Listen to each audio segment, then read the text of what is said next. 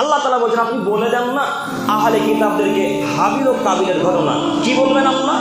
আল্লাহ তাআলা বলছেন আপনি বলেন ইদ কাররাবা কুরবানান, তারা দুই ভাই যখন কুরবানি করলো, ফাতুকুব্বিলা মিন আহাদিহিমা, দুই ভাইয়ের এক ভাইয়ের কুরবানি কবুল হলো, আলাম ইউতাকাব্বাল মিনাল আখার, দ্বিতীয় জনের কুরবানি কবুল হলো না, অর্থাৎ কাবিলের কুরবানি কবুল হলো না।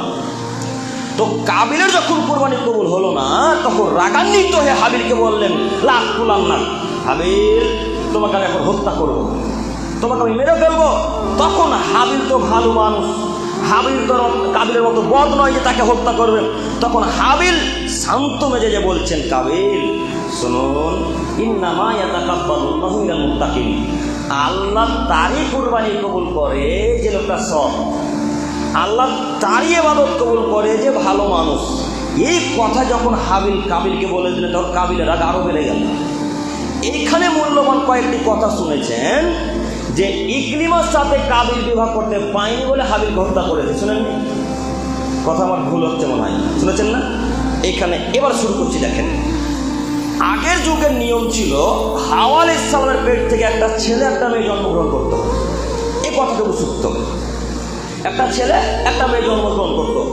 আগের ছেলে পরের মেয়ের সাথে বিবাহ হতো, আগের মেয়ে পরের ছেলের সাথে বিবাহ হতো। তো কাবিলের সাথে যে মেয়েটা জন্মগ্রহণ করেছিল সে ছেলেকে দেখতে সুন্দরী, ভালো দেখতে, আর হাবিলের সাথে যে মেয়েটা জন্মগ্রহণ করেছিল যে বোনটা, সে দেখতে একটু খারাপ, কালো। তো কাবিল বললে না, আমি হাবিলের বোনকে বিবাহ করবো না, আমার সাথে যে মেয়েটা জন্ম নিয়েছে তাকে বিবাহ করব। তো আদম আলাইহিস সালাম বারবার বুঝালেন, আদম আলাইহিস সালাম বললেন না, এটা আল্লাহর বিধান, অমান্য করা যাবে না, সীমা লঙ্ঘন করা যাবে না। তখন কাবিল মানতে চাইলেন না। তখন আল্লাহর তরফ থেকে বিধান আসলো, আদম আলাইহিস সালামকে বললেন বাপ দুই ভাইকে কুরবানি দিতে বল। দুই ভাই কুরবানি দিতে বলাই আদম আলাইহিস সালাম বললেন এই হাবিল কাবিল দুই ভাই কুরবানি করো, যার কুরবানি কবুল হবে সেই ইকরিমাকে বিবাহ করবে, আর যার কুরবানি কবুল হবে না সে লিওজাকে বিবাহ করবে। দুই বোনের নাম, ইকরিমা দেখতে সুন্দরী, লিওজা দেখতে খারাপ, একটু কালো। তো দুই ভাই কুরবানি করতে শুরু করলেন। হাবিল মেষ পালন করতো, গরু ছাগল পালন করতো। তারপরে এই বাক্যটুকুর বিবরণ দ্বারা বোঝা যাচ্ছে আদম আলাইহিস সালামের যুগ থেকে গরু ছাগল দুম্বা আছে। কথা বুঝতে পারেননি? আর আপনার বিজ্ঞান নোংরা মানুষ বলছে এই গরু ছাগল নাকি কয়েক বছর আগে জন্ম নিয়েছে।